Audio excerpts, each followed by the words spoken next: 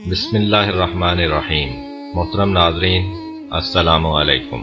بنی اسرائیل میں ایک عابد شخص تھا جس نے کبھی کوئی گناہ نہیں کیا تھا اور عبادت خدا میں مشغول رہتا تھا۔ ابلیس کو اس سے بہت تکلیف ہوتی تھی۔ اس نے اسے گمراہ کرنے کے لیے اپنے تمام بچوں کو بلایا۔ تمام شیاطین اپنے باپ کے پاس اکٹھے ہوئے۔ ابلیس نے کہا، تم میں سے کون ہے جو فلاں عابد کو گمراہ کر سکتا ہے کہ اس کی بے گناہی نے مجھے بے حد ناراحت کیا ہے؟ ہر کسی نے اپنے حساب سے کہا۔ ان میں سے ایک نے کہا، میں اسے عورتوں کے حوالے سے گمراہ کروں گا۔ ابلیس نے کہا، تمہارا یہ حربہ بیکار ہے، کیونکہ وہ عورتوں کے فریب میں نہیں آتا۔ دوسرے نے کہا، میں اسے شراب اور دیگر نشہ آور مشروبات سے گمراہ کروں گا۔ ابلیس نے کہا، اس کا کوئی فائدہ نہیں ہے، کیونکہ وہ دنیا کی لذتوں سے دھوکہ کھانے والا نہیں ہے۔ تیسرے نے کہا، میں اسے گمراہ کر سکتا ہوں۔ ابلیس نے کہا، کیسے؟ اس نے کہا، عبادت کے ذریعے۔ ابلیس نے کہا، تمہاری یہ تجویز بہت اچھی ہے، لہٰذا اس پر عمل کرو۔ وہ شیطان انسانی شکل میں اس عابد کی عبادت گاہ میں داخل ہوا۔ اس کے سامنے کھڑے ہو کر نماز و عبادت میں مشغول ہو گیا۔ وہ شب و روز بغیر کسی وقفہ کے عبادت کرتا رہا۔ عابد نے تعجب کرتے ہوئے اپنے آپ سے کہا، یہ آنے والا نیا عابد کس قدر عبادت کی توفیقات سے سرشار ہے۔ اس نے شیطان سے سوال کیا، لیکن شیطان اس کی پرواہ کیے بغیر عبادت میں مشغول رہا۔ بات یہاں تک پہنچ گئی کہ اس عابد نے کئی بار کہا، اے بندہ خدا، مجھے بھی بتاؤ کہ وہ کون سا عامل ہے جس کی وجہ سے تم اس قدر عبادت گزاری کر رہے ہو۔ آخرکار شیطان نے عابد سے کہا، میں ایک ایسے گناہ کا مرتکب ہوا ہوں کہ جب بھی مجھے وہ یاد آتا ہے تو اس کے خوف سے میرے اندر عبادت کرنے کا زیادہ شوق پیدا ہو جاتا ہے، تاکہ اپنی عبادت کے ذریعے اس گناہ کا ازالہ کروں اور اسے اپنی زندگی سے مکمل طور پر باہر نکال دوں۔ عابد نے پوچھا، وہ گناہ کون سا تھا؟ مجھے بھی بتاؤ تاکہ میں بھی اسے انجام دوں اور پھر توبہ کروں اور عبادت کرنے کے لیے زیادہ توفیق حاصل کر سکوں۔ شیطان نے کہا، یہ 2 درہم مجھ سے لو اور شہر میں فلاں جگہ فلاں عورت کے پاس جاؤ اور اس کے ساتھ زنا کرنے کے بعد واپس لوٹ آؤ۔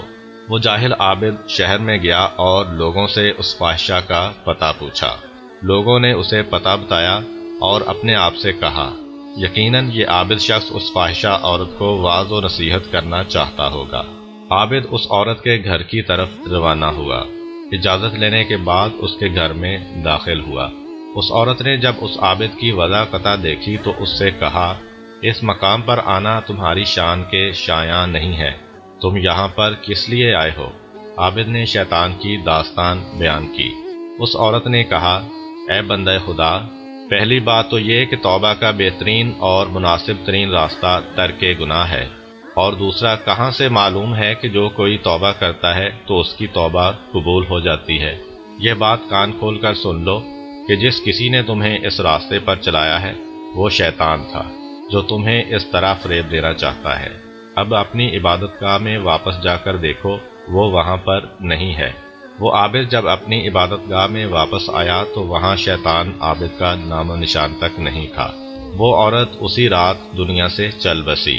اگلی صبح لوگوں نے اس کے گھر کے دروازہ پر یہ جملہ لکھا ہوا دیکھا، اس عورت کے جنازہ میں حاضر ہوں کہ وہ اہل جنت میں سے ہے۔ لوگ شک میں پڑ گئے، یہ جملہ اس عورت کے حال و شان کے مناسب نہیں ہے۔ اس واقعہ کو 3 دن گزرنے کے بعد اللہ تعالیٰ نے حضرت موسیٰ علیہ السلام پر وحی نازل کی، اس عورت کے جنازے میں شامل ہوں اور اس کی نماز جنازہ پڑھیں اور لوگوں کو شامل ہونے کا حکم دیں، کیونکہ میں نے اسے بخش دیا ہے اور اس پر بہشت کو واجب کر دیا ہے، کیونکہ اس نے میرے ایک بندے کو گناہ کرنے سے بچایا ہے۔ حضرت موسیٰ علیہ السلام نے فرمان خدا پر عمل کیا، بس گناہوں میں غرق ایک عورت امر بالمعروف اور نہی عن المنکر اور ایک انسان کو گناہ سے بچانے کی وجہ سے اس طرح رحمت الہی کی مستحق قرار پائی کہ اللہ تعالیٰ نے اسے اہل بہشت میں سے قرار دیا۔ نیز اولو العزم پیغمبر حضرت موسیٰ علیہ السلام کو حکم دیا کہ وہ لوگوں کے ہمراہ اس کے جنازے میں شریک ہوں اور عزت و احترام سے اس کا جنازہ اٹھائیں اور سپرد خاک کریں۔ حضرت موسیٰ علیہ السلام کے زمانے میں ایک دفعہ عرصہ دراز تک بارش نہ ہوئی، لوگوں کی کھیتی باڑی سوکھ چکی تھی اور ہر شے قحط کی لپیٹ میں تھی۔ لوگ حضرت موسیٰ علیہ السلام کی خدمت میں حاضر ہو کر التماس کرنے لگے کہ آپ علیہ السلام نماز استسقاء پڑھیں تاکہ بارش برسے۔ حضرت موسیٰ علیہ السلام تقریباً 70,000 افراد کے ہمراہ صحرا کی طرف نماز استسقاء پڑھنے نکلے۔ انہوں نے جتنی بھی دعائیں کیں بارش نہ برسی۔ حضرت موسیٰ علیہ السلام نے عرض کیا، پروردگار، ہم 70,000 نے جتنی بھی دعائیں کیں بارش نہیں ہوئی، اس کی وجہ کیا ہے؟ اور کیا میرا مقام و مرتبہ تیری بارگاہ میں کم ہو گیا ہے؟ اللہ تعالیٰ نے حضرت موسیٰ علیہ السلام سے خطاب کیا، اے موسیٰ، آپ لوگوں کے درمیان میں ایک ایسا شخص موجود ہے جو 40 سال سے میری نافرمانی کر رہا ہے، اس سے کہو کہ لوگوں کے درمیان میں سے نکل جائے تاکہ تمہاری دعا مستجاب ہو۔ حضرت موسیٰ علیہ السلام نے کہا، اے پروردگار، میری آواز بہت کم ہے، 70,000 افراد تک نہیں پہنچ سکتی۔ خداوند متعال نے فرمایا، تم صرف اعلان کر دو، اسے ہر کان تک پہنچانا میرا کام ہے۔ جناب موسیٰ علیہ السلام نے اعلان کیا، تمام لوگوں نے سنا۔ اس گناہ گار شخص نے دیکھا کہ ان میں سے کوئی بھی نہیں نکلا تو وہ سمجھ گیا کہ وہ شخص میں ہی ہوں۔ اس نے اپنے آپ سے کہا، اگر میں اٹھ کر باہر جاؤں گا تو ذلیل و رسوا ہو جاؤں گا، اور اگر نہیں جاتا تو بارش نہیں برسے گی۔ چنانچہ اس شخص نے اسی وقت سچے دل سے توبہ کی تو اس کے فوراً بعد رحمت خدا برسنا شروع ہو گئی۔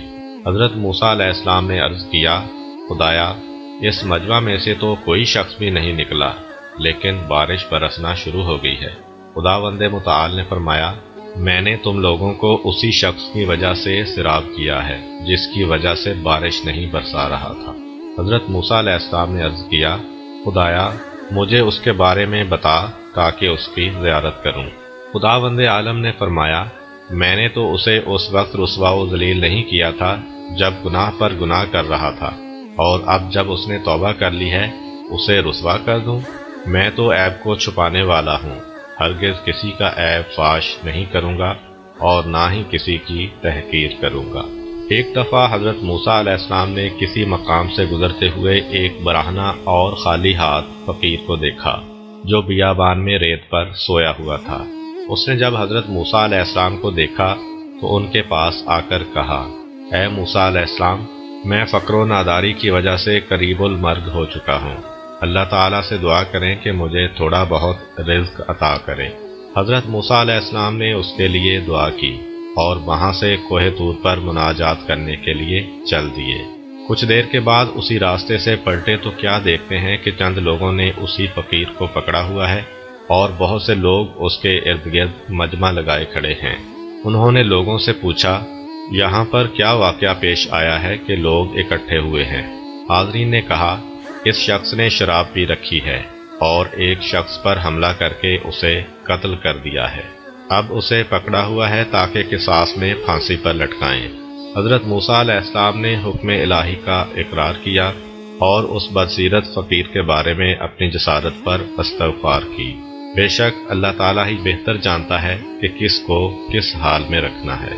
جب حضرت موسیٰ علیہ السلام اللہ کی جانب سے فرعون کے پاس جانے اور اسے خدا پرستی کی دعوت دینے پر مامور ہوئے تو وہ اپنے بیوی بچے کے بارے میں سوچنے لگے اور اللہ کی بارگاہ میں عرض کیا، پروردگار، میرے بعد میرے بیوی بچوں کی سرپرستی کون کرے گا؟ خداوند قدوس نے جناب موسیٰ علیہ السلام کو حکم دیا، اپنا عصا اس پتھر پر مارو۔ حضرت موسیٰ علیہ السلام نے اپنا عصا پتھر پر مارا تو پتھر ٹوٹ گیا۔ اس کے اندر ایک پتھر تھا، اس پتھر پر بھی اپنے عصا سے ضرب لگائی تو وہ ٹوٹ گیا۔ اس کے اندر سے ایک اور پتھر ظاہر ہوا۔ جناب موسیٰ علیہ السلام نے تیسرے پتھر پر بھی اپنا عصا مارا تو وہ بھی 2 ٹکڑوں میں تبدیل ہو گیا۔ اس کے اندر ایک کیڑا دیکھا کہ منہ میں کچھ لیے کھا رہا ہے۔ حضرت موسیٰ علیہ السلام نے سنا کہ وہ کیڑا کہہ رہا تھا، پاک و منزہ ہے وہ ذات جو مجھے دیکھ رہی ہے، میری گفتگو سن رہی ہے، میرے ٹھکانے سے آگاہ ہے، وہ مجھے یاد رکھتی ہے اور مجھے فراموش نہیں کرتی۔ بس اس طرح جناب موسیٰ علیہ السلام سمجھ گئے کہ بندوں کا رزق اللہ تعالیٰ کے ہاتھ میں ہے اور اسی کی ذات اقدس پر توکل سے ہر کام سیدھا ہوتا ہے۔ ایک دن حضرت موسیٰ علیہ السلام دریا کے قریب سے گزر رہے تھے کہ اچانک دیکھتے ہیں ایک شکاری دریا کے قریب آیا، سورج کو سجدہ کیا اور کچھ کفریہ کلمات کہے۔ اس کے بعد جال دریا میں پھینکا۔ جب اسے باہر کھینچا تو اس میں بہت سی مچھلیاں پھنس چکی تھیں۔ اس نے یہ کام 3 بار انجام دیا اور ہر بار اس کا جال مچھلیوں سے بھرا ہوا ہوتا تھا۔ اس شکاری نے مچھلیاں اٹھائیں اور وہاں سے چلتا بنا۔ اس کے بعد ایک اور شکاری وہاں پر آیا۔ اس نے وضو کیا، نماز پڑھی اور شکر خدا بجا لایا۔ اس کے بعد اپنا جال دریا میں پھینکا۔ جب اسے باہر کھینچا تو اس میں صرف ایک چھوٹی سی مچھلی پھنسی ہوئی تھی۔ اس نے خدا کا شکر ادا کیا اور وہاں سے چل دیا۔ جناب موسیٰ علیہ السلام نے عرض کیا، خدایا، یہ کیا ماجرا ہے کہ کافر شخص نے کفریہ فعل انجام دیا تو اسے بہت زیادہ مچھلیاں نصیب ہوئیں، اور تیرے مومن بندے کی قسمت میں صرف ایک ہی مچھلی آئی۔ اللہ تعالیٰ نے حضرت موسیٰ علیہ السلام پر وحی نازل فرمائی، اپنی دائیں طرف نگاہ کرو۔ موسیٰ علیہ السلام نے جب اس طرف نگاہ کی تو انہوں نے بہت ساری نعمتیں دیکھیں جو اللہ نے بندہ مومن کے لیے فراہم کی ہوئی ہیں۔ اللہ تعالیٰ نے دوبارہ حضرت موسیٰ علیہ السلام پر وحی نازل کی کہ اب اپنی بائیں جانب دیکھو۔ انہوں نے جب اس طرف دیکھا تو انہیں سخت قسم کے عذاب نظر آئے جو اللہ نے اپنے کافر بندے کے لیے تیار کیے ہوئے تھے۔ اس کے بعد اللہ تعالیٰ نے فرمایا، اے موسیٰ علیہ السلام، یہ تمام عذاب جو کافر کی گھات میں ہیں، ان کے مقابلے میں وہ بہت زیادہ مچھلیاں اسے کیا فائدہ دے سکتی ہیں، اور وہ تمام نعمتیں جو بندہ مومن کے لیے ہیں، ان کے مقابلے میں آج جو کچھ میں نے اسے کم دیا ہے، یہ کتنا اس کے نقصان میں ہے۔ اس وقت حضرت موسیٰ علیہ السلام نے عرض کیا، پروردگار، جس شخص نے تجھے پہچان لیا اس کے لیے یہی مناسب ہے کہ تو جو کچھ اس کے لیے انجام دے وہ اسی پر راضی ہو۔ ایک دفعہ بنی اسرائیل کا ایک گروہ حضرت موسیٰ علیہ السلام کے پاس آیا اور کہنے لگا، خدا سے یہ دعا مانگیں کہ جب ہم چاہیں ہمارے لیے بارش نازل کرے۔ موسیٰ علیہ السلام نے خدا کی بارگاہ میں دعا کی تو ان کی دعا مستجاب ہوئی۔ وہ لوگ جب چاہتے اللہ تعالیٰ ان پر بارش برسا دیتا۔ اس سے ان کی کھیتی باڑی بہت اچھی ہوئی اور لہلہانے لگی، لیکن جب فصل پکنے کا موسم آیا تو تمام خوشے اندر سے خالی اور مرے ہوئے تھے۔ ان لوگوں نے یہ ماجرا حضرت موسیٰ علیہ السلام کے گوش گزار کیا۔ انہوں نے بنی اسرائیل کی شکایت بارگاہ الہی میں عرض کی تو خداوند متعال نے فرمایا، اے موسیٰ، بنی اسرائیل کے لیے تقدیرات مقدر کرنے والا میں ہوں۔ وہ میری تقدیرات پر راضی نہیں ہوئے، لہذا میں نے ان کی خواہش کے مطابق انہیں جواب دیا ہے۔ ایک دفعہ حضرت موسیٰ علیہ السلام ایک مقام سے گزر رہے تھے کہ انہوں نے ایک شخص کو دیکھا جو راز و نیاز اور گریہ کرتے ہوئے لگاتار کہہ رہا تھا، خدایا، میری حاجت پوری فرما۔ جناب موسیٰ علیہ السلام وہاں سے آگے بڑھ گئے۔ ایک ہفتے بعد اسی راستے سے پلٹے تو کیا دیکھتے ہیں کہ وہی شخص ابھی تک دعا میں مشغول ہے اور خدا سے اپنی حاجت طلب کر رہا ہے۔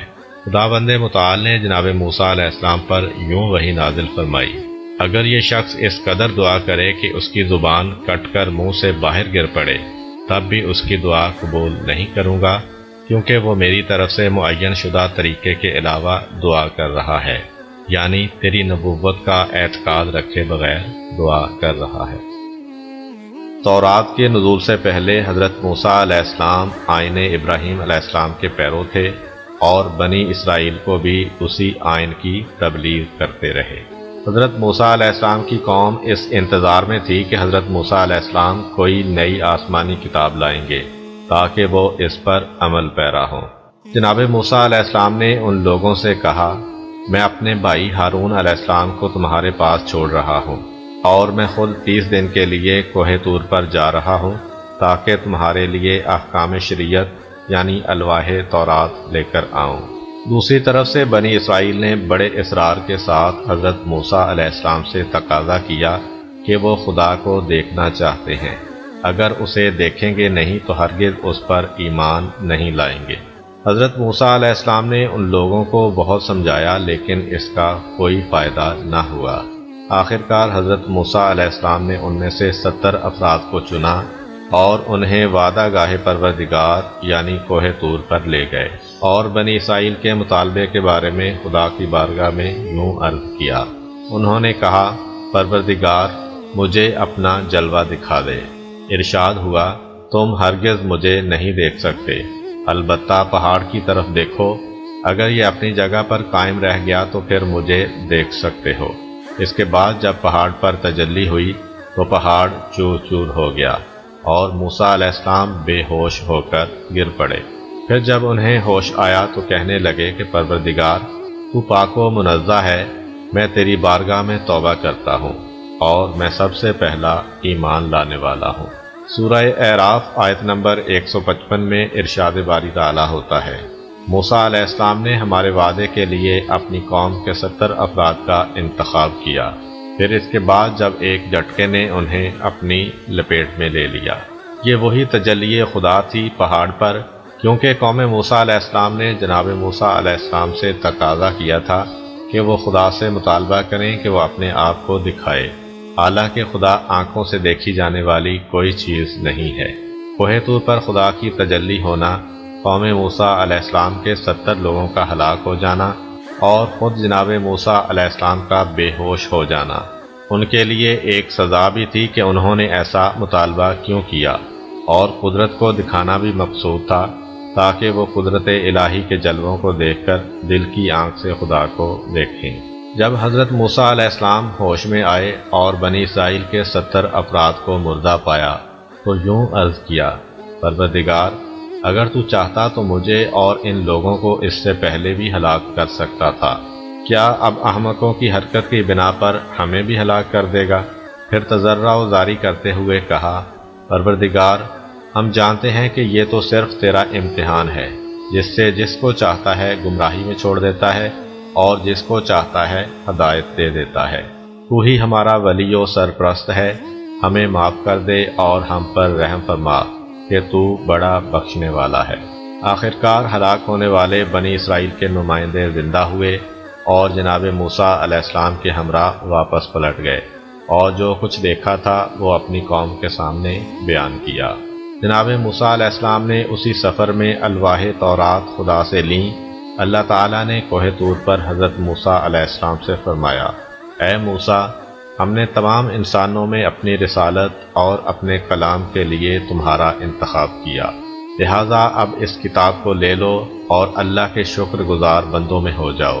ہم نے تورات کی تختیوں میں ہر شے میں سے نصیحت کا حصہ اور ہر چیز کی تفصیل لکھ دی ہے، لہٰذا اسے مضبوطی کے ساتھ پکڑ لو اور اپنی قوم کو حکم دو کہ اس کی اچھی اچھی باتوں کو لے لیں، ان قریب تمہیں فاسقین کے گھر دکھلا دوں گا۔